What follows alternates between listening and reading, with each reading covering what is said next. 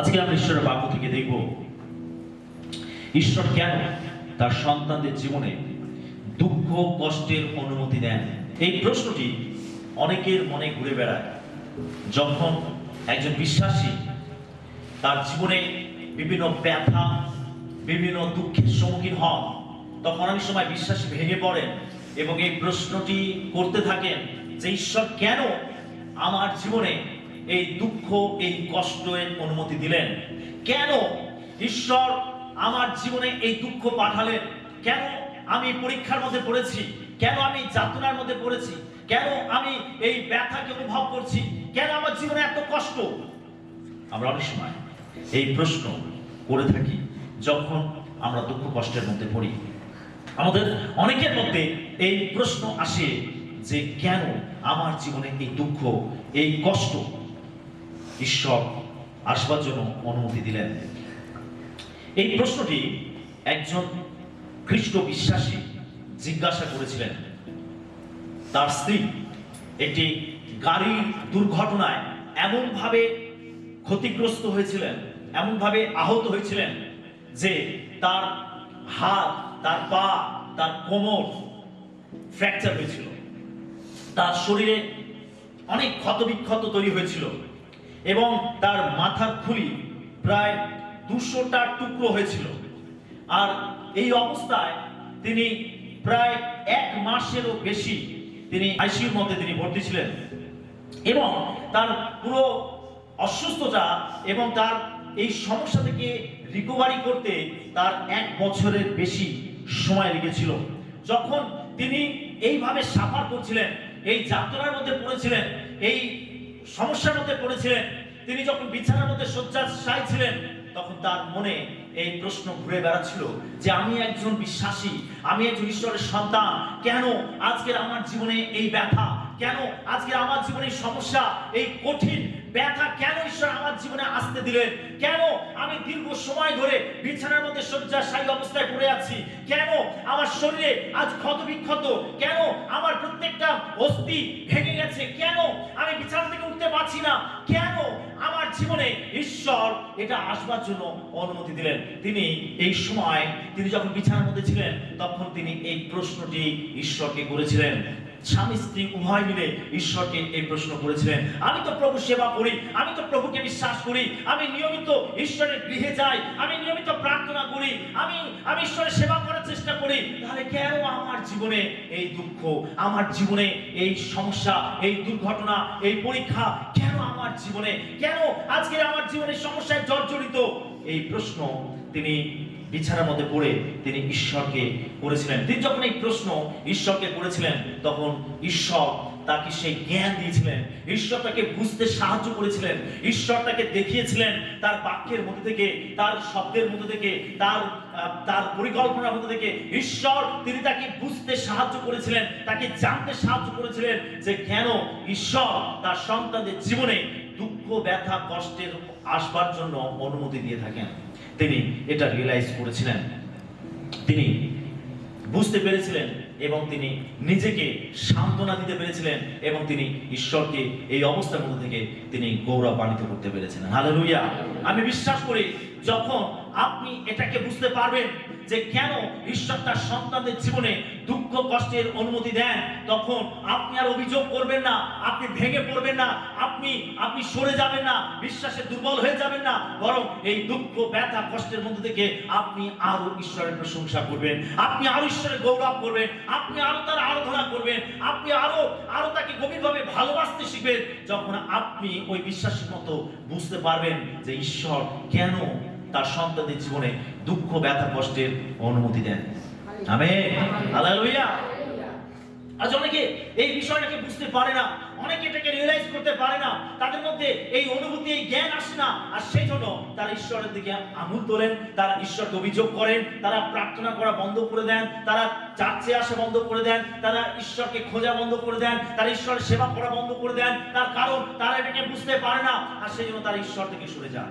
কিন্তু যখন একজন বিশ্বাস হিসাবে, ঈশ্বরের সন্তান হিসাবে আপনি এটা বুঝতে পারবেন যে কেন ঈশ্বর তার সন্তানদের জীবনে দুঃখ, ব্যথা, কষ্টে আসার জন্য অনুমতি দেন, তখন সত্যি আপনার দৃষ্টিভঙ্গি বদলে যাবে, আপনার চিন্তা ভাবনা বদলে যাবে, আপনার জীবনটা বদলে যাবে, আপনি একজন প্রকৃত আত্মিক মানুষে পরিণত হবে। এটা আপনার জীবনের মোড়কে ঘুরিয়ে দেবে। হালেলুয়া। সেই আসলে আমরা মনোনিবেশ করি যে কেন ঈশ্বর তার সন্তানদের জীবনে দুঃখ, ব্যথা, কষ্ট আসার অনুমতি দেন। আজকে আমাদের অনেকের জীবনে দুঃখ, ব্যথা, কষ্ট রয়েছে। আজকে আমাদের অনেকের জীবনে বিভিন্ন সমস্যা রয়েছে, আমাদের জীবনে বিভিন্ন আর্তনাদ রয়েছে। বিশেষে আজকে এটা আমাদের জানা প্রয়োজন আছে যে কেন আমার জীবনে দুঃখ, আমার জীবনে কেন এই ব্যথা, আমার জীবনে এই কষ্ট কেন ঈশ্বর পাঠিয়েছেন, বা ঈশ্বর কেন এটা আসবার জন্য আমার জীবনে আসবার জন্য এটা অনুমতি দিয়েছেন। আসলে আমরা এটাকে বোঝার চেষ্টা করি। এক নম্বর কারণ, দুর্ভোগ এই পৃথিবীকে খুব আকর্ষণীয় করে তোলে। বাইবেল আমাদের বলে যে আমরা এই পৃথিবীতে তীর্থযাত্রী বা প্রবাসী। বাইবেল আমাদেরকে বলে যে আমরা প্রত্যেকে যে পৃথিবীতে বসবাস করছি, এই পৃথিবী আমাদের কাছে হলো ক্ষণকাল বাসস্থান নয়। এই পৃথিবীতে আমরা প্রত্যেকে তীর্থযাত্রী, আমরা প্রত্যেকে প্রবাসী। তীর্থযাত্রী বলতে বোঝায় যে আমরা কিছু দিনের জন্য কোথাও ঘুরতে গেছি, কিছু দিনের জন্য আমরা কোথাও সময় কাটাতে গেছি। আপনি আপনার কাজের ফাঁকে কখনো কখনো আপনি ঘুরতে যান, আপনার মনকে ঠিক করার জন্য, বা আপনার একটু রিফ্রেশমেন্ট হওয়ার জন্য আপনি কি করেন, আপনি ছুটি নিয়ে আপনি আপনার পরিবার নিয়ে বা আপনি নিজে কোনো জায়গাতে আপনি কিছু সময়ের জন্য ঘুরতে যেতে পারেন বা আপনি ঘুরে আসতে পারেন, যাতে আপনি একটু রিফ্রেশ হতে পারেন, যাতে আপনার ক্লান্তি চলে যায়, যেন আপনি একটু আনন্দ করতে পারেন। সবসময় কাজ কর্মের মধ্যে হয়তো আপনি ক্লান্ত হয়ে গেছেন, আপনি শ্রান্ত হয়ে গেছেন, আপনার একটু রিফ্রেশমেন্ট প্রয়োজন আছে, আর সেই জন্য হয়তো আপনি ছুটি করে কোথাও ঘুরতে গেলেন। প্রিয় বিশ্বাসী, আপনি যে ঘুরতে গেলেন, আপনি ঘুরতে গিয়ে আপনি জানেন যে এখানে আপনি ঘুরতে গেছেন সেটা আপনার বাসস্থান নয়, সেখানে আপনার বসত বাড়ি নয়, সেখানে আপনার আসল বাড়ি নয়। আপনি কিছুদিনের জন্য সেখানে গেছেন, আর আপনি ছুটি কাটিয়ে আবার আপনি আপনার বাড়িতে ফিরে আসছেন। একইভাবে আপনি যখন দুঃখ, ব্যথা, কষ্টের মধ্যে পড়েন, তখন এটা আপনি রিয়েলাইজ করতে পারেন যে আসলে এই পৃথিবী আমাদের আসল বাসস্থান নয়। এখানে আমরা কিছু দিনের জন্য আছি। এই পৃথিবীতে আমরা প্রত্যেকে তীর্থযাত্রী, আমরা প্রত্যেকে প্রবাসী। হালেলুয়া। দুঃখ, ব্যথা, কষ্ট এটা আমাদেরকে বুঝতে সাহায্য করে। আমেন। হালেলুয়া। যেন এই পৃথিবীকে আমাদের কাছে কি করে আকর্ষণীয় করে তোলে। আপনি যখন ঘুরতে যান, ও কত সুন্দর ঝর্ণা, নদী, আরে কত সুন্দর পাহাড়, আরে কত সুন্দর, আরে ওই বরফগুলো উপরে পড়ে রয়েছে, আরে ওই স্নোফল হচ্ছে, আরে কত সুন্দর। আপনি যেখানে ঘুরতে গেছেন সেখানকার সৌন্দর্য, প্রাকৃতিক দৃশ্য আপনি অনুভব করছেন, আপনি তার সৌন্দর্যকে আপনি অনুভব করছেন, আপনার কাছে খুব ভালো লাগছে সেটা। আপনি কয়েকদিনের জন্য সেখানে গিয়ে আপনার খুব ভালো লাগছে। আপনি সেখান থেকে যখন ঘুরে আসলেন, আপনি এসে সেখানকার কত স্মৃতি আপনার প্রিয়জনের কাছে তুলে ধরলেন, আপনি সেটা সম্বন্ধে কত ব্যাখ্যা দিতে আরম্ভ করলেন। আপনি আপনার মধ্যে যে আনন্দ আপনি সেখানে গিয়ে পেয়েছেন, আপনি সেই আনন্দটাকে প্রকাশ করছেন। সেখানে যে সমস্ত ছবিগুলো আপনি তুলেছেন, ভিডিওগুলো করেছেন, আপনি সেগুলো আপনার আত্মীয় স্বজন, বন্ধু বান্ধবের কাছে আপনি সেটাকে তুলে ধরে আপনি বোঝাতে চান যে আপনি সেখানে গিয়ে কত এনজয় করেছেন, সেই জায়গাটা কত সুন্দর, আপনি সেখানে গিয়ে কত সুন্দর সময় কাটিয়েছেন। আপনি এগুলোর মধ্যে থেকে আপনি সেটাকে প্রকাশ করতে চান, আপনি বোঝাতে চান যে সেই জায়গাটা কত সুন্দর, কত অপূর্ব। একইভাবে যখন আমরা এটা রিয়েলাইজ করতে পারি যে এই পৃথিবীতে আমরা প্রবাসী, এই পৃথিবীতে আমরা তীর্থযাত্রী, তখন আমরা এটা বুঝতে পারি যে আসলে এই পৃথিবীটা সত্যি আমাদের কাছে একটা আকর্ষণীয় জায়গা। আমেন। হালেলুয়া। আমরা কিছু দিনের জন্য এখানে বসবাস করতে এসেছি, কিছু দিনের জন্য আমরা এখানে থাকতে এসেছি। বাইবেল বলছে 70 বছর, বল যুক্ত হলে 80 বছর। আমরা কয়েকটি বছরের জন্য আমরা এই পৃথিবীতে প্রবাসী অবস্থায় এসেছি। আমরা এখানে চিরকাল থাকতে আসিনি। আসিনি, আমরা এই জগৎকে অনুভব করতে এসেছি। এই জগতের বিভিন্ন বিষয়কে আমরা রিয়েলাইজ করি, আমরা বিভিন্ন ভাবে ব্যবহার করি, উপভোগ করি। যখন সময় শেষ হয় তখন সবকিছু ছেড়ে আমাদের আসল বাসস্থানে ফিরে যেতে হয়। হালেলুয়া। কোথায় সেই বাসস্থান? স্বর্গরাজ্য। হালেলুয়া। এই পৃথিবীতে আমরা প্রত্যেকে তীর্থযাত্রী। চলুন আমরা দেখি প্রথম পিতর তার 2 অধ্যায় 11 পদ। প্রথম পিতর 2 অধ্যায় 11 পদ। প্রিয়তমেরা, আমি নিবেদন করি, তোমরা বিদেশী ও প্রবাসী বলিয়া মানসিক অভিলাষ সকল হইতে নিবৃত্ত হও, সেগুলি আত্মার বিরুদ্ধে যুদ্ধ করে। লেখা রয়েছে, প্রিয়তমেরা, আমি নিবেদন করি, তোমরা বিদেশী ও প্রবাসী বলিয়া। কি লেখা রয়েছে? তোমরা বিদেশী ও প্রবাসী বলিয়া সমস্ত মানসিক বিষয়গুলোকে ত্যাগ করো। প্রিয় বিশ্বাসী, এখানে পিতর তিনি আমাদেরকে বলছেন যে আমরা প্রত্যেকে এখানে বিদেশী। এটা আমাদের আসল দেশ নয়, এটা আমাদের আসল বাসস্থান নয়। এখানে আমরা কিছু দিনের জন্য ঘুরতে এসেছি, আমরা এনজয় করতে এসেছি, এই পৃথিবীকে আমরা উপভোগ করতে এসেছি। পৃথিবীর বিভিন্ন বস্তু, বিভিন্ন জিনিসকে আমরা ব্যবহার করার জন্য এখানে এসেছি। ঈশ্বর এই পৃথিবীতে আমাদের কিছু দিনের জন্য পাঠিয়েছেন, কিন্তু আমরা মানুষ, আমরা এই পৃথিবীতে এসে আমরা এই পৃথিবীকে আঁকড়ে ধরি, এই পৃথিবীটাকে আমরা সব মনে করি, এই পৃথিবীটাকে ছেড়ে আমরা যেতে চাই না। এই পৃথিবীর মোহেতে আমরা নিজেদেরকে জড়িয়ে ফেলি। বিভিন্ন মানসিক বিষয়, বিভিন্ন পাপ, বিভিন্ন কুকাজ, বিভিন্ন মন্দতার মধ্যে আমরা নিজেদেরকে এমন ভাবে আবদ্ধ করে ফেলি যে আমরা স্বর্গরাজ্যের কথা ভুলে যাই। আমরা সেইখানকার প্রজা, আমরা সেইখানকার মানুষ, আমরা সেই দেশের নিবাসী। আমরা ভুলে যাই যে সেখানে আমাদের ফিরে যেতে হবে, আমাদের আসল গৃহে, আমাদের আসল দেশে, আমাদের আসল বাসস্থানে ফিরে যেতে হবে। আর সেইখানে যেতে গেলে এইখানকার বিভিন্ন বিষয়কে আমরা আঁকড়ে ধরে রাখতে পারি না, আমরা এগুলোকে ভালোবাসতে পারি না, এগুলোতে মত্ত হতে পারি না, এগুলোতে আমরা আসক্ত হতে পারি না। বিভিন্ন ভাব মন্দতায় আমরা আমাদের জীবনকে জর্জরিত করে ফেলি, আর ওইখানে যাওয়ার শক্তি আমরা হারিয়ে ফেলি। আমেন। স্বর্গরাজ্যে আপনি পাপ নিয়ে প্রবেশ করতে পারবেন না, স্বর্গরাজ্যে আপনি মানসিক অভিলাষ নিয়ে প্রবেশ করতে পারবেন না। বাইবেল আমাদেরকে পরিষ্কার করে বলে, যাদের মধ্যে মানসিক বিষয়গুলো থাকবে তারা ঈশ্বরের রাজ্যে প্রবেশ করতে পারবে না। আমেন। আমরা পৃথিবীতে এসে আমরা ভুলে যাই যে এখানে আসলে আমরা প্রবাসী, এখানে আমরা কিছুদিনের জন্য এসেছি, আমরা পৃথিবীকে উপভোগ করার জন্য এসেছি। হ্যাঁ, পৃথিবীর বিভিন্ন বিষয়, বিভিন্ন বস্তু আমরা ব্যবহার করব আমাদের নিত্য প্রয়োজনে, কিন্তু আমরা সেগুলোতে আসক্ত হব না, আমরা সেগুলোকে আঁকড়ে ধরবো না, আমরা এটা ভাববো না যে এগুলোই সব, এটাতেই আমাদের বেঁচে থাকতে হবে, এটাতেই আমাদের শেষ পর্যন্ত এটা আমাদের জীবনে থাকবে না। প্রিয় বিশ্বাসী, সব কিছু ছেড়ে আমাদেরকে চলে যেতে হবে। ইয়ে বলেছিলেন, আমি খালি হাতে এসেছি, আমি খালি হাতে ফিরে যাব। আমেন। আমরা খালি হাতে এসেছি স্বর্গ থেকে, ঈশ্বরের পৃথিবীতে আমাদের পাঠিয়েছেন কিছুদিনের জন্য, যাতে এই পৃথিবীর সৌন্দর্যকে আমরা অনুভব করতে পারি, উপভোগ করতে পারি। ঈশ্বর যে কত আশ্চর্যভাবে পৃথিবীকে সৃষ্টি করেছেন, এই পৃথিবীকে তিনি তৈরি করেছেন যেন আমরা সেটাকে উপভোগ করতে পারি। দুর্ভোগ, কষ্ট, ব্যথা, যন্ত্রণা এই পৃথিবীকে আমাদের কাছে আকর্ষণীয় করে তোলে। আমেন। হালেলুয়া। যখন দুঃখ, ব্যথা, কষ্ট আসে আমরা চিন্তা করি, আরে বোধহয় এবারে মারা যাবো, আরে বোধহয় এখানে আমার জীবন শেষ।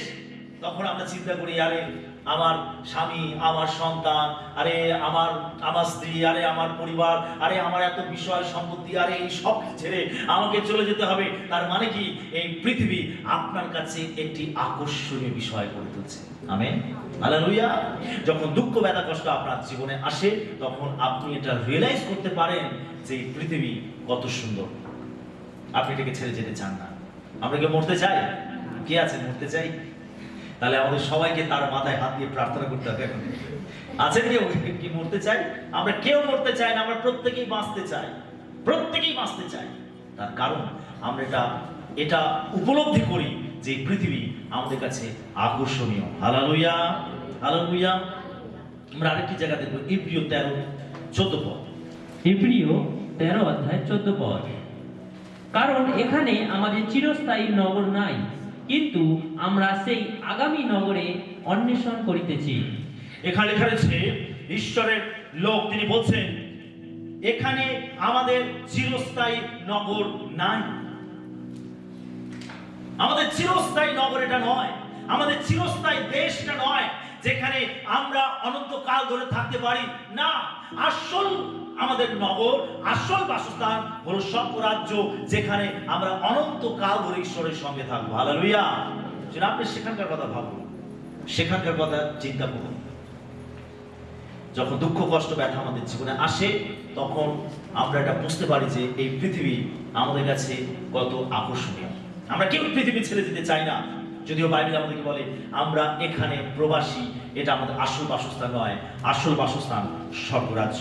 আমরা যখন দুঃখ ব্যথা কষ্টের মধ্যে পড়ি, তখন আমরা এটা রিয়েলাইজ করতে পারি। 2 নম্বর, দুঃখ কষ্ট আমাদের সেরাটা বের করে আনতে পারে। যখন দুঃখ কষ্ট ব্যথা আমাদের জীবনে আসে, তখন আমাদের জীবনে সব থেকে ভালো জিনিসটা বাইরে বেরিয়ে আসে।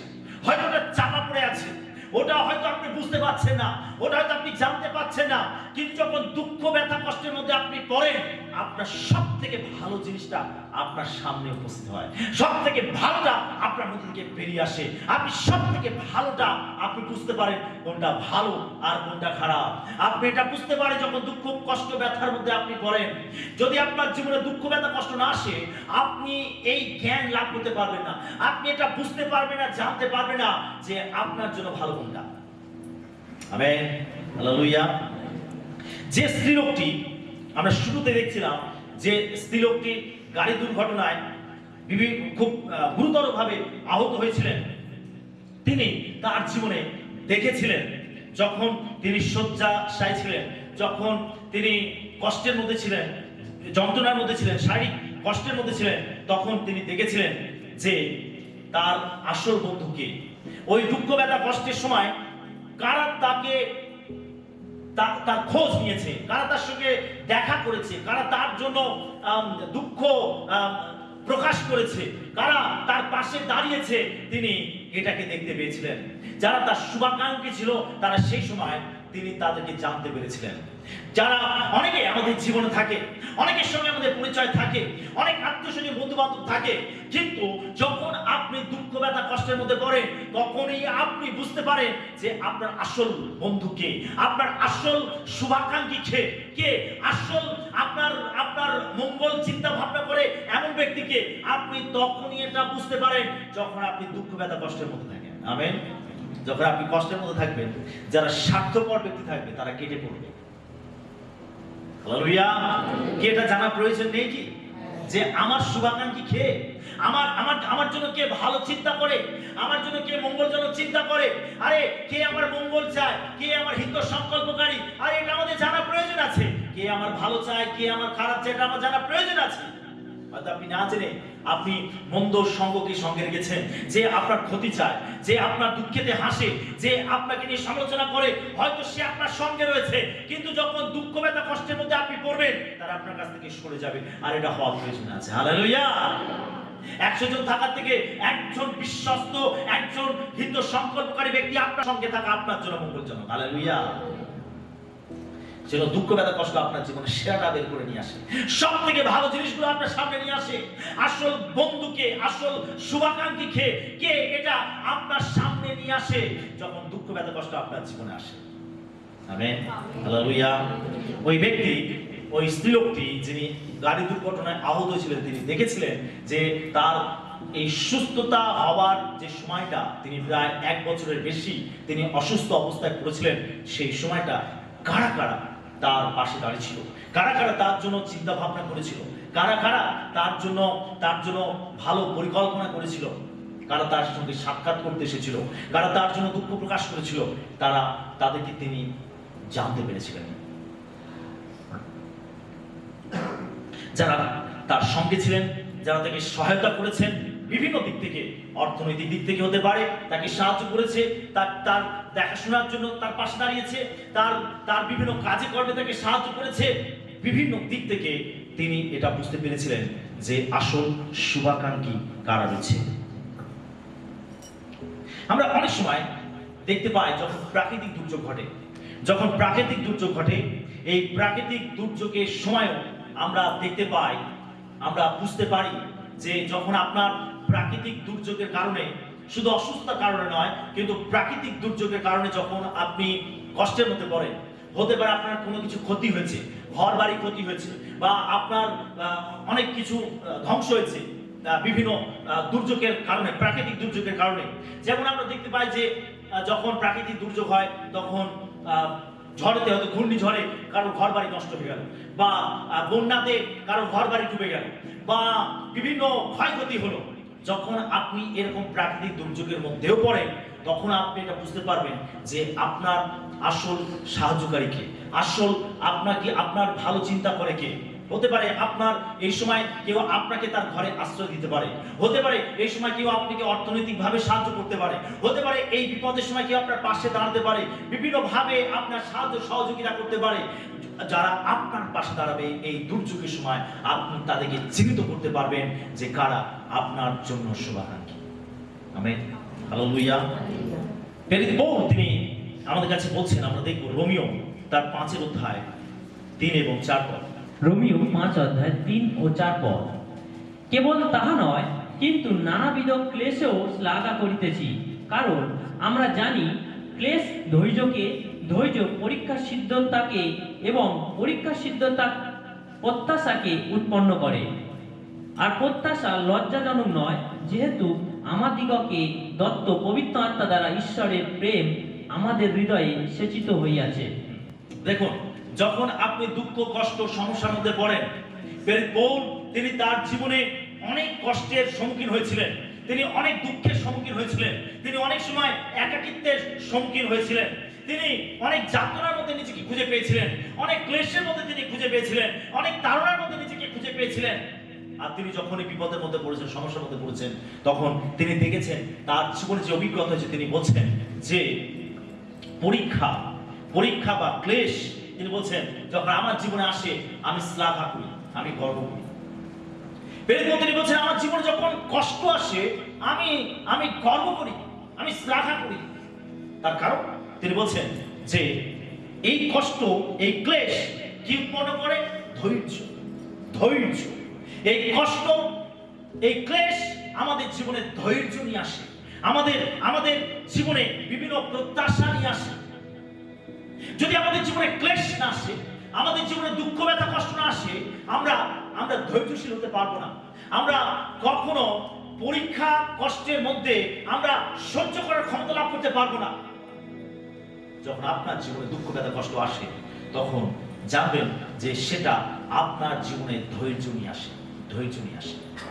প্রেরিত পৌল তিনিও তার জীবনে যখন ক্লেশের মধ্যে পড়েছিলেন, তখন তিনি দেখেছিলেন যে পরীক্ষা বা কষ্ট কিভাবে তার জীবনে ধৈর্য উৎপন্ন করেছিল। তিনি ধৈর্যশীল হতে পেরেছিলেন, তিনি ধৈর্য লাভ করেছিলেন, যাতে তিনি পরীক্ষা থেকে উত্তীর্ণ হতে পারেন। প্রিয় বিশ্বাসী, পরীক্ষা থেকে উত্তীর্ণ হওয়ার জন্য আপনাকে ধৈর্য ধরার প্রয়োজন আছে। আপনার জীবনে যে বাধা বিঘ্ন সমস্যাগুলো আসে, আপনার জীবনে যে হতাশা নিরাশাগুলো আসে, আপনার জীবনে যে অসুস্থতা আসে, আপনার জীবনে যে প্রাকৃতিক দুর্যোগ আসে, আপনি এই সংকটগুলোর মধ্যে যখন পড়েন, তখন আপনি চিহ্নিত করতে পারেন কে কে আপনার মঙ্গল সংকল্পকারী, কে কে আপনার বিপদে আপনার পাশে থাকে, আপনাকে সাহায্য করে, এবং এগুলোর মধ্যে থেকে আপনি ধৈর্য ধরতে শিখতে পারেন, আপনি ধৈর্য ধরতে পারেন। আপনি এই পরীক্ষার মধ্যে থেকে উত্তীর্ণ হওয়ার জন্য আপনার জীবনে যে ধৈর্যের প্রয়োজন, আর সেই ধৈর্য আপনি লাভ করেন যখন আস্তে আস্তে আস্তে আস্তে আপনি দুঃখ, কষ্ট, ব্যথার মধ্যে থেকে যাচ্ছেন, তখন আস্তে আস্তে এই বিষয়গুলো আপনার জীবনে প্রবেশ করে, আপনি ধৈর্যশীল হয়ে ওঠেন। হালেলুয়া। আমরা অনেক সময় ধৈর্য ধরতে পারি না যে কোনো বিষয়ের জন্য। আমরা ধৈর্য হারিয়ে ফেলে আমরা একটুতে ক্লান্ত হয়ে যাই, আমরা একটুতে হাল ছেড়ে দেই। কিন্তু যখন আপনি দুঃখ, কষ্ট, ব্যথার মধ্যে পড়েন, যখন সমস্যাটা আপনার জীবন থেকে তাড়াতাড়ি যাচ্ছে না, আপনি তখন কি করছেন? দাঁতে দাঁত চেপে সহ্য করছেন। আপনার একাকিত্ব, আপনার দুর্ভোগ, আপনার কষ্ট, আপনার ব্যথা আপনি দাঁতে দাঁত চেপে সহ্য করছেন। আপনার সহ্য করা ছাড়া কোনো উপায় নেই।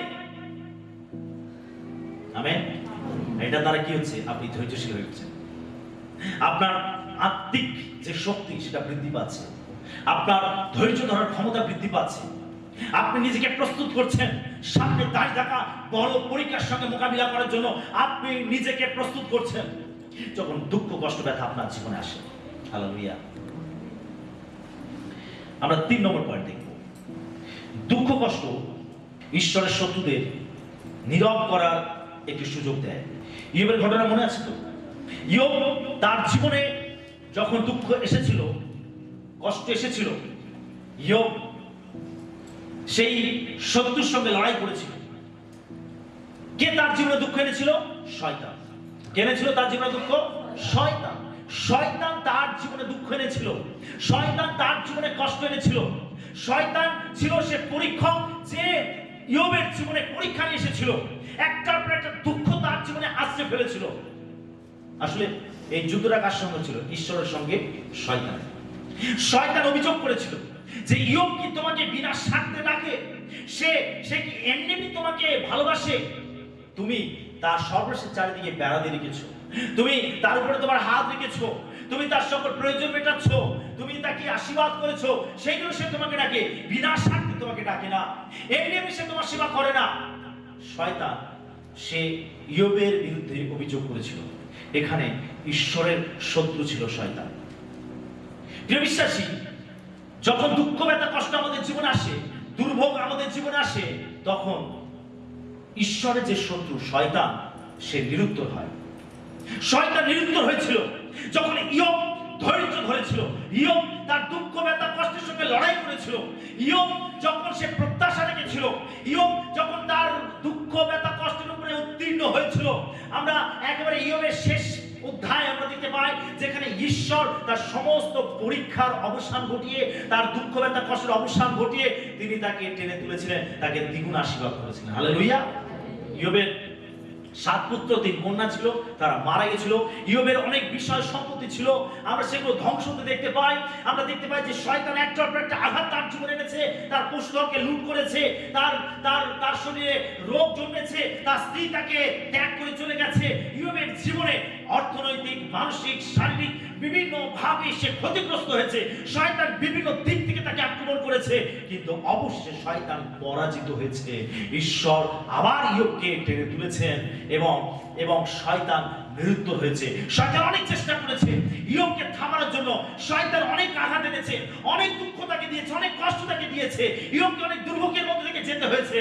কিন্তু শয়তান এত কিছু করেও সে এটা বুঝতে পেরেছে যে ইয়োবের জীবনে কিছু না থাকলেও সেই ঈশ্বরের সেবা করবে। হালেলুয়া। ইয়োব স্বার্থের জন্য প্রভুকে ভালোবাসে না, স্বার্থের জন্য ঈশ্বরকে ডাকে না। শয়তান এটা বুঝতে পেরেছিল, আর সেই জন্য সে ইয়োবকে ছাড়তে বাধ্য হয়েছিল, এবং ঈশ্বর ইয়োবকে আবার আশীর্বাদ করেছিলেন। আবার তাকে যে জায়গা ছিল শুধু সেই জায়গা নয়, তার থেকে আরো উঁচু জায়গায় তিনি তাকে টেনে তুলেছিলেন। হালেলুয়া। বাইবেল তার সম্বন্ধে বলে দ্বিগুণ আশীর্বাদ তাকে করেছিলেন, ডবল আশীর্বাদ। আমেন। হালেলুয়া। এখানে শয়তান কি হয়েছিল? নিরুত্তর হয়েছিল। পরীক্ষা, দুঃখ, কষ্ট ঈশ্বরের শত্রুকে নীরব করে তোলে। আমেন। আপনার জীবনে অনেক শত্রু আছে যারা আপনার দুঃখ ব্যথা কষ্ট দেখলে হাসে। আপনি যখন কষ্টের মধ্যে পড়েন তখন তারা এনজয় করে। কি আছে তো এরকম ব্যক্তি? আছে কিনা? হ্যাঁ কিনা? আছে যারা আপনার ভালো সহ্য করতে পারে, যারা আপনার চোখে জল থেকে হাসে, যারা আপনার কষ্ট থেকে তারা এনজয় করে। এই দুঃখ ব্যথা কষ্ট তাদেরকে নিরুত্তর করবে। আজকে তারা হাসছে আপনার দুঃখেতে, কিন্তু ঈশ্বর যখন সেই দুঃখের মধ্যে থেকে আপনাকে টেনে তুলবেন তখন তারা নিরুত্তর হবে। তারা তখন দাঁত বসবে, আরে কি করে বেরিয়ে আসবে এখান থেকে, আরে কি করে ঠিক হলো, আরে কি করে সমস্যার সমাধান হলো, তখন তারা নিরুত্তর হবে। আমেন। হালেলুয়া। ঈশ্বর দুঃখ ব্যথা কষ্টের মধ্যে থেকে তিনি তার শত্রুদেরকে তিনি নিরুত্তর করেন। আমেন। ঈশ্বর চান অবিশ্বাসীদেরকে চুপ করিয়ে দিতে। আমরা প্রথম পিতর তার 2 অধ্যায় 15 পদ দেখব। প্রথম পিতর 2 অধ্যায় 15 পদ। কেননা ঈশ্বরের ইচ্ছা এই, যেন এই রূপে তোমরা সদাচরণ করিতে করিতে নির্বোধ মনুষ্যদের অজ্ঞানতাকে নিরুত্তর করো। দুঃখ কষ্ট ব্যথা যখন আমাদের জীবনে আসে তখন ঈশ্বর তিনি চান যেন অবিশ্বাসীরা যেন নিরুত্তর হয়, তাদের মুখ যেন বন্ধ হয়। সেই জন্য দুঃখ ব্যথা কষ্ট আমাদের জীবনে আসার প্রয়োজন আছে। দুঃখ কষ্ট ব্যথার মাধ্যমে আমরা আমাদের শত্রুদেরকে, অবিশ্বাসীদেরকে চুপ করাতে পারি। আমেন। হালেলুয়া। আপনি হয়তো ভাবছেন, আরে আমি কষ্টের মধ্যে পড়েছি, আমি এই রোগের মধ্যে পড়েছি, আমি এই সমস্যার মধ্যে পড়েছি, আর দেখো আমার শত্রু, আমার প্রতিবেশী, আরে দেখো আমার এরকম অনেকে পরিচিত লোকেরা রয়েছে যারা আমাকে দিকে বিদ্রুপ করছে, যারা আমাকে দিকে ঠাট্টা করছে, তামাশা করছে। আরে দেখো ও এত প্রভু প্রভু করে, আরে দেখো ওকে, ও এত ঈশ্বর ঈশ্বর করে, আরে দেখো ওকে, ও এত প্রার্থনা করে, কিন্তু ওর জীবনের সমস্যা। আর দেখো আমরা কত ভালো আছি, আমরা ঈশ্বরকে না ডেকে, আমরা প্রার্থনা না করে আমরা কত ভালো আছি। আর ওকে দেখো, ও এত প্রার্থনা করে, এত ঈশ্বরকে ডাকে, আর ওর জীবনেই কষ্ট। কিন্তু আপনি ধৈর্য ধরুন, আপনি দেখতে পাবেন ঈশ্বর আপনার শত্রুকে চুপ করাবেন। আপনি দেখতে পাবেন ঈশ্বর অবিশ্বাসী লোকেদেরকে চুপ করাবেন। আপনি দেখতে পাবেন ঈশ্বর তার শত্রুকে নিরুত্তর করবেন। আপনি নিজের চোখে দেখতে পাবেন। হালেলুয়া। এখানে এখানে আমরা দেখতে পাই লেখা রয়েছে, ঈশ্বরের ইচ্ছা এই যেন এই রূপে তোমরা সদাচরণ করিতে করিতে নির্বোধ মনুষ্যদের অজ্ঞানতাকে নিরুত্তর করো। আমেন। যেন আপনি ধৈর্য ধরেন পরীক্ষার সময়, যখন দুঃখ ব্যথা কষ্ট আপনার জীবনে এসেছে, আপনি যেন ধৈর্য ধরেন। আপনি যেন আপনি যেন প্রার্থনা করেন, আপনি যেন ঈশ্বরের উপর আস্থা রাখেন, আপনি যেন ঈশ্বরের উপর নির্ভর করেন, যেন আপনি ধৈর্য ধরতে পারেন। যখন আপনি ধৈর্য ধরবেন, আপনি বিশ্বাস রাখবেন, প্রার্থনা করবেন, ঈশ্বরের কাছে আপনি সাহায্য চাইবেন, ঈশ্বর সেখান থেকে যখন আপনাকে বের করবে। আজকে যারা আপনাকে দেখে হাসছে, আজকে যারা আপনাকে দেখে ঠাট্টা বিদ্রুপ করছে, আজকে যারা আপনার পিছনে বিভিন্ন সমালোচনা করছে, তারা নিরুত্তর হবে। আর এটা ঈশ্বর চান। হালেলুয়া। ঈশ্বর আপনার শত্রুদেরকে চুপ করার জন্য, অবিশ্বাসীদেরকে চুপ করানোর জন্য ঈশ্বর আপনার জীবনে দুঃখ ব্যথা কষ্ট দেন। আমেন। 4 নম্বর, দুঃখ কষ্ট আমাদের কৃতজ্ঞ করে তোলে। আমরা সবাই এই জীবনে অনেক ভালো ভালো জিনিস পাই, কিন্তু আমরা তার মূল্য অনেক সময় বুঝতে পারি না। আমরা অনেক ভালো ভালো আশীর্বাদ পাই, আমরা অনেক ভালো ভালো জিনিস পাই, কিন্তু আমরা সেগুলোর মূল্য বুঝতে পারি না। আর সেই জন্য আমরা কৃতজ্ঞ হই না। আমরা কৃতজ্ঞ হই না, তার কারণ আমরা সেগুলোর মূল্য বুঝতে পারি না। আমরা অনেক ভালো ভালো জিনিস ব্যবহার করি। এই পৃথিবীতে ঈশ্বর আপনাকে অনেক ভালো ভালো আশীর্বাদ দেন। এই পৃথিবীতে ঈশ্বর আপনাকে অনেক ভালো ভালো জিনিস দেন। এই পৃথিবীতে ঈশ্বর আপনার শক্তির, আপনার জ্ঞানের, আপনার বুদ্ধির অতীত ঈশ্বর আপনাকে আশীর্বাদ করেন, যেটা হয়তো আপনার প্রাপ্য নয়। ঈশ্বর এরকম ভাবে আপনাকে আশীর্বাদ করেন, কিন্তু আমরা সেগুলো পেয়ে আমরা সেগুলোর মূল্য বুঝতে পারি না। আমরা অনেক সময় সেগুলো পেয়ে আমরা কৃতজ্ঞ হই না। যখন আপনি কৃতজ্ঞ হন, তার মানে আপনি নিজেকে নত রাখেন, আপনি নিজেকে নম্র রাখেন। আপনি কৃতজ্ঞ যখন হন, তখন আপনি এটা প্রকাশ করেন যে এটা পাওয়ার যোগ্য আপনি নন। ঈশ্বর আপনার জীবনে অনুগ্রহ করেছেন, ঈশ্বর আপনাকে দয়া করেছেন, আর সেই জন্য আপনি এটা পেয়েছেন। হতে পারে আপনার ভালো চাকরি, হতে পারে আপনার ভালো স্বামী, হতে পারে আপনার ভালো স্ত্রী, হতে পারে আপনার ভালো সন্তান, আপনার পরিবার, হতে পারে আপনার অর্থনৈতিক উন্নতি, হতে পারে আপনার জ্ঞান বুদ্ধি, হতে পারে আপনার বিভিন্ন এই জাগতিক যে কোনো আপনার আশীর্বাদজনক বিষয়। আপনি যখন সেগুলোকে পান, আপনি হয়তো সেগুলো পাওয়ার যোগ্য নন, কিন্তু আপনি যখন সেগুলোকে পান, আপনি এটা রিয়েলাইজ করতে পারেন যে এটা ঈশ্বর আপনাকে ভালোবেসে দিয়েছেন, ঈশ্বর এটাকে আপনাকে অনুগ্রহ করে দিয়েছেন। অনেক সময় আপনি সেটা রিয়েলাইজ করতে পারেন না। যারা রিয়েলাইজ করতে পারেন না, তারা হন স্বেচ্ছাচারী। আমরা সেগুলো ভ্যালু দিতে পারি না। আমরা যখন ভালো ভালো জিনিস পাই, আমরা সেগুলোর ভ্যালু দিতে পারি না। কিন্তু যখন দুঃখ ব্যথা কষ্ট আমাদের জীবনে আসে, যে জিনিসটা আপনি পেয়েছেন সেটা যখন আপনার কাছ থেকে হারিয়ে যায়, বা যে জিনিসটা আপনি পেয়েছেন যখন সেটা ক্ষতিগ্রস্ত হয়, তখনই কিন্তু আপনি তার মূল্য বুঝতে পারেন। আমেন। হালেলুয়া। আপনাকে সুন্দর স্বাস্থ্য দিয়েছে, আপনি ভালো স্বাস্থ্য পেয়েছেন, ভালো শক্তি রয়েছে আপনার, আপনি সেটার ভ্যালু বুঝতে পারছেন না। যখন আপনি অসুস্থ হন, তখনই কিন্তু আপনি তার ভ্যালু বুঝতে পারেন। আমেন। আপনার কাছে অনেক অর্থ রয়েছে, আপনি তার ভ্যালু বুঝতে পারছেন না, আপনি বিভিন্ন ভাবে সেই অর্থকে নষ্ট করছেন। যখন আপনি অভাবের মধ্যে পড়েন, তখন আপনি বুঝতে পারেন তার ভ্যালু কতটা। সেই জন্য আমরা ঈশ্বরের কাছ থেকে অনেক ভালো ভালো জিনিস পাই, অনেক ভালো ভালো আশীর্বাদ পাই। আমরা রিয়েলাইজ করতে পারি না যে এটা ঈশ্বর আমাকে অনুগ্রহ করেছেন, এটা ঈশ্বর আমাকে আশীর্বাদ করেছেন। সেই জন্য ঈশ্বরের কাছে আমাদের কৃতজ্ঞ হওয়া উচিত। আপনি কৃতজ্ঞ হলেন না, আপনি স্বেচ্ছাচারী হলেন, আপনি যেমন ইচ্ছা সেগুলোকে নষ্ট করলেন। যখন আপনি দুর্ভোগের মধ্যে পড়েন, কষ্টের মধ্যে পড়েন, তখনই আপনি রিয়েলাইজ করতে পারেন যে এটার ভ্যালু কত। আর তখনই কিন্তু আপনি ঈশ্বরকে ধন্যবাদ দিতে আরম্ভ করেন, কৃতজ্ঞতা দিতে আরম্ভ করেন, যখন ঈশ্বর আবার আপনাকে সেটা দেন। Amen, hallelujah. হয়তো আপনার কাছে অনেক অর্থ রয়েছে, আপনি সেই অর্থকে নষ্ট করেছেন। যখন আপনি অভাবের মধ্যে পড়েছেন, তখন আপনি অর্থের ভ্যালু বুঝতে পারছেন। আপনি আপনি ঈশ্বরের কাছে প্রার্থনা করতে আরম্ভ করলেন যে প্রভু আমার প্রয়োজন মেটাও, প্রভু আমাকে সাহায্য করো। তখনই প্রভু আপনাকে সাহায্য করলেন, প্রভু আপনাকে অর্থের যোগান দিলেন। আপনি যখন সেটা পেলেন, তখন কিন্তু আপনি সেটা মূল্য বুঝতে পারলেন, এবং আপনি তখন কি করলেন? ঈশ্বরকে ধন্যবাদ দিতে আরম্ভ করলেন যে প্রভু তুমি আমার প্রয়োজন মেটালেন। হালেলুয়া। ঈশ্বর এটা দেখতে চান আপনার জীবনে।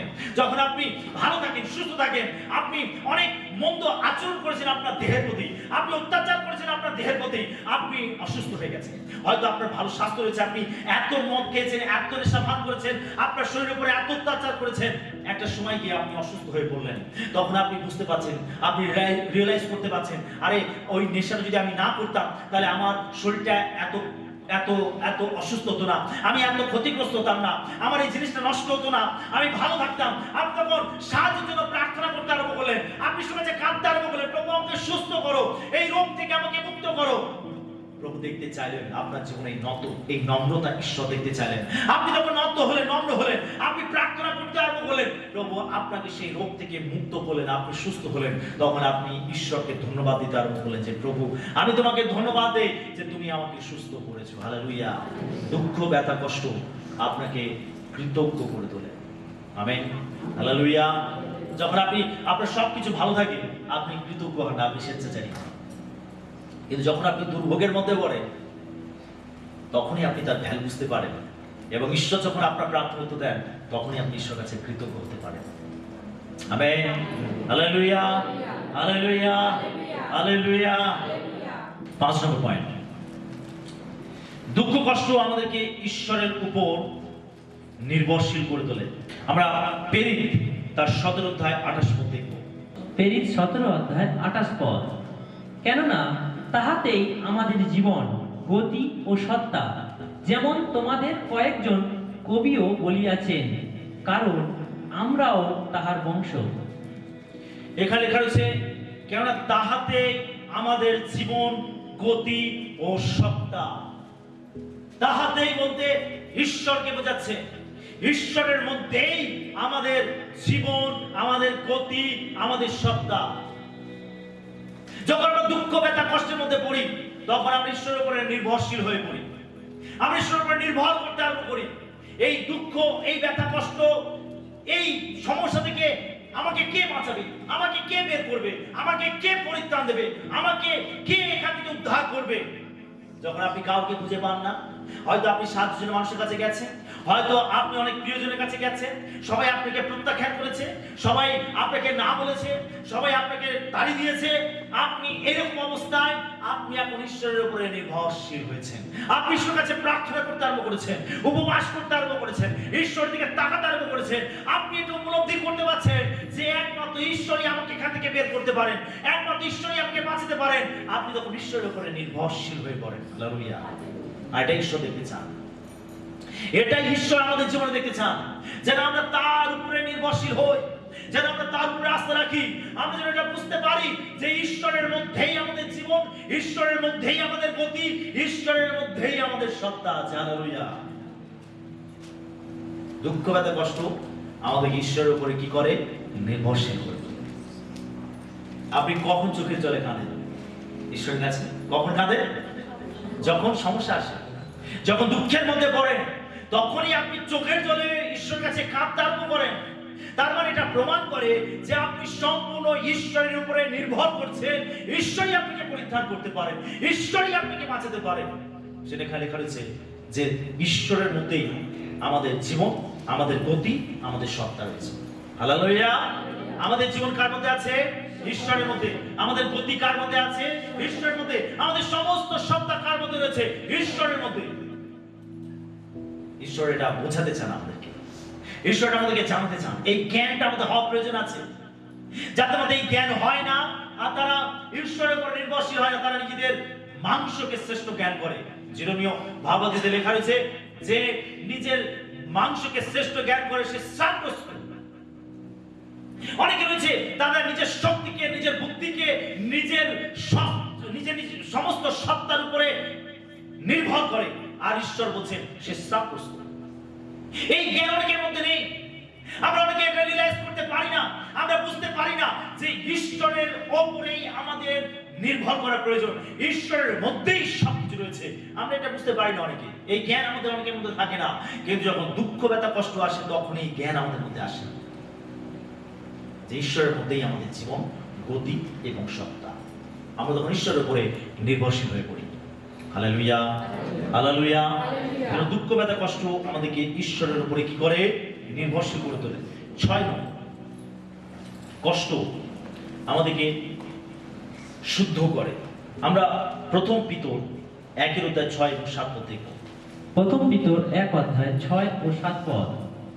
ইহাতে তোমরা উল্লাস করিতেছ, যদিও অবকাশ মতে এখন অল্পকাল নানাবিধ পরীক্ষায় দুঃখার্ত হইতেছ, যেন যে সুবর্ণ নশ্বর হইলেও অগ্নি দ্বারা পরীক্ষিত হয়, তাহা অপেক্ষাও মহামূল্য তোমাদের বিশ্বাসের পরীক্ষা সিদ্ধতা যীশু খ্রিস্টের প্রকাশকালে প্রশংসা, গৌরব ও সমাদরজনক হইয়া প্রত্যক্ষ হয়। এখানে লেখা রয়েছে যে যেন সুবর্ণ নশ্বর হইল অগ্নি দ্বারা পরীক্ষিত হয়, তার অপেক্ষাও মহামূল্য তোমাদের বিশ্বাসের পরীক্ষার সিদ্ধতা যীশু খ্রিস্টের প্রকাশকালে প্রশংসা, গৌরব ও সমাদরজনক হইয়া প্রত্যক্ষ হয়। প্রিয় বিশ্বাসী, দুঃখ, কষ্ট, ব্যথা আমাদের জীবনে আসলে আমাদেরকে শুদ্ধ করে। আমাদের জীবনে অনেক পাপ থাকে, অধার্মিকতা থাকে, মন্দতা থাকে, মন্দ আচরণ থাকে। আমরা এগুলো থেকে বেরোতে চাই না, আমরা এগুলো থেকে মুক্ত হতে পারি না।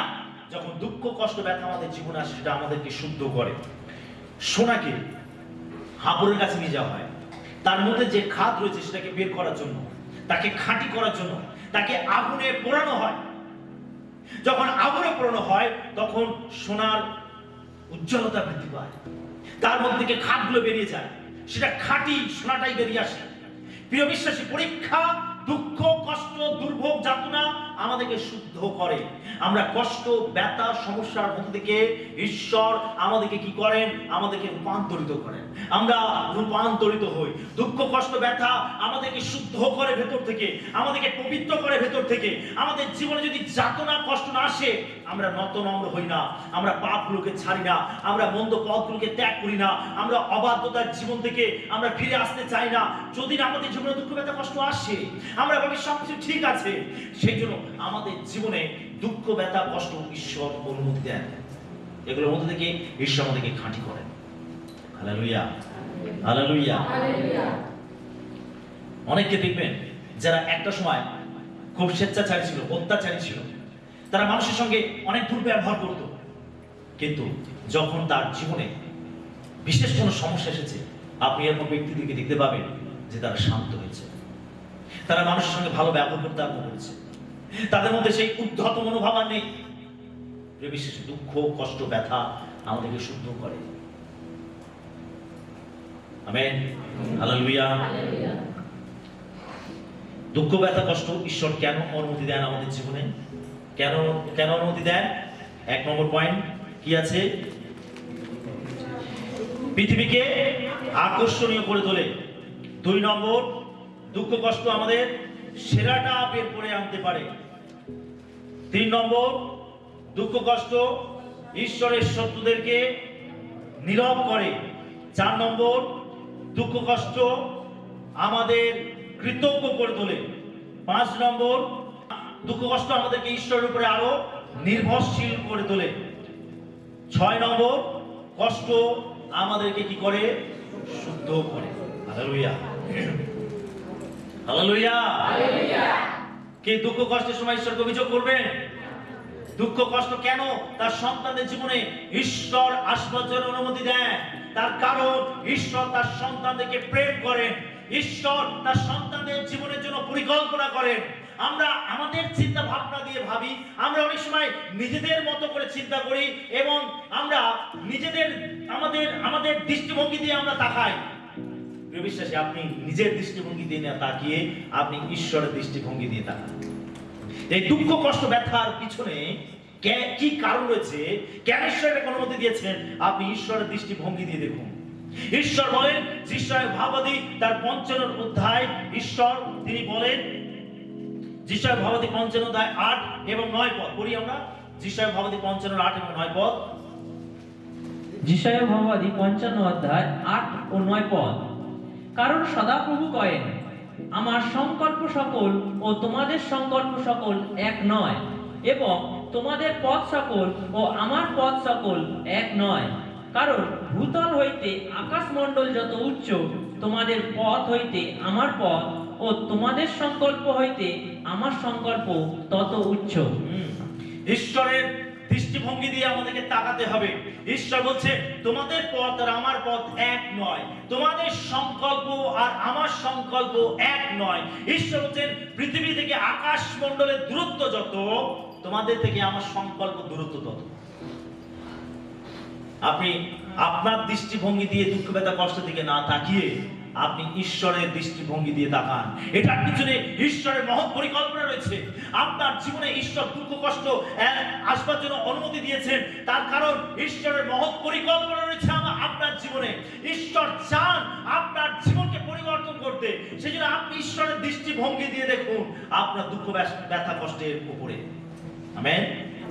যদি আপনি নিজের দৃষ্টিভঙ্গি দিয়ে তাকান, আপনি দোষারোপ করবেন। যখন আপনার জীবনে দুঃখ ব্যথা কষ্ট রয়েছে, আপনি নিজের দৃষ্টিভঙ্গি দিয়ে তাকাবেন, আপনি নিজের বুদ্ধি দিয়ে চিন্তা ভাবনা করবেন, আপনি ঈশ্বরকে অভিযোগ করবেন। কিন্তু যখন আপনি ঈশ্বরের দৃষ্টিভঙ্গি দিয়ে তাকাবেন, যখন আপনি বাইবেল ভিত্তিক ভাবে তাকাবেন, তখন আপনি ঈশ্বরকেই প্রশংসা করবেন। হালেলুয়া। আর এটার পিছনে কি রয়েছে? ঈশ্বরের মহৎ পরিকল্পনা রয়েছে। ঈশ্বরের মহৎ পরিকল্পনা রয়েছে। আমরা ৬টি বিষয় দেখলাম যে কেন ঈশ্বর দুঃখ কষ্টকে আমাদের জীবনে আসতে অনুমতি দেন। আমরা ৬টি পয়েন্ট দেখলাম। প্রিয় বিশ্বাসী, এই ৬টি পয়েন্ট হলো ঈশ্বরের দৃষ্টিভঙ্গি। ঈশ্বর এইভাবেই দেখেন আপনার জীবনে যখন তিনি দুঃখ কষ্ট আসবার জন্য অনুমতি দেন, সেখানে ঈশ্বরের মহৎ পরিকল্পনা থাকে। আপনাকে ধ্বংস করার জন্য নয়, আপনাকে শেষ করানোর জন্য নয়, আপনাকে থামানোর জন্য নয়। ঈশ্বর এগুলোকে পাঠিয়েছেন, আপনার জীবনে ঈশ্বরের মহৎ পরিকল্পনা রয়েছে। যেন আজকে আপনার জীবনে যে দুঃখ ব্যথা কষ্ট রয়েছে, সেগুলোর জন্য আপনি ঈশ্বরকে দোষারোপ না করে বরং ঈশ্বরকে গৌরব করুন। Hallelujah, hallelujah, hallelujah. ঈশ্বর তার বাক্যে আমাদের সবাইকে আশীর্বাদ করুন।